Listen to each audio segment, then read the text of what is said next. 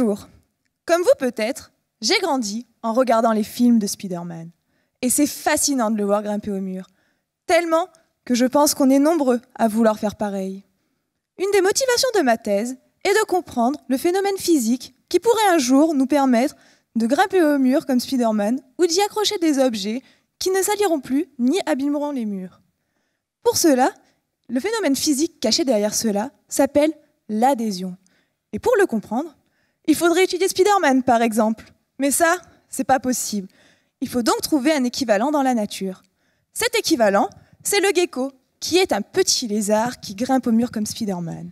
Et lui, on peut l'étudier. Si on regarde attentivement les pattes du gecko, on voit qu'ils sont composés de petits filaments. Ces filaments sont déformables et sont de taille 1000 fois plus petite qu'un cheveu, ce qui fait qu'il y en a énormément sous le contact, tellement que quand le gecko va toucher le mur, ces petits filaments vont se déformer, augmentant ainsi l'heure de contact, et nous comprenons bien que l'adhésion augmentera également. Mais vous pouvez vous demander comment fait le gecko pour que toutes ces petites aspérités touchent le mur quand il va être en contact.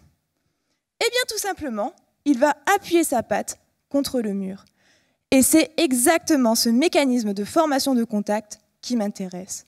Je veux comprendre comment deux objets rugueux que l'on presse l'un contre l'autre permet d'augmenter l'adhésion en augmentant le contact.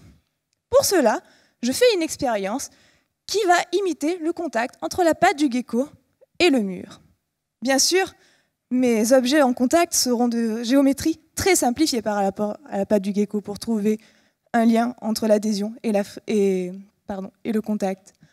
Ce que je fais, je mets en contact une petite sphère en caoutchouc déformable, de taille à peu près le millimètre, avec une surface remplie de petits piliers déformables de taille à peu près 100 fois plus petite que la bille. Une fois en contact, je peux mesurer l'adhésion et le contact. Quand je vais presser légèrement la bille sur les piliers, il va y avoir peu de contact et donc peu d'adhésion.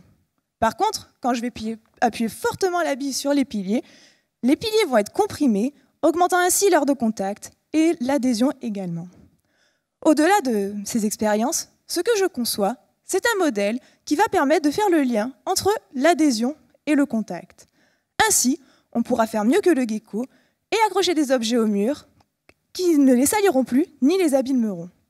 Et pourquoi pas grimper au mur comme Spider-Man. Merci.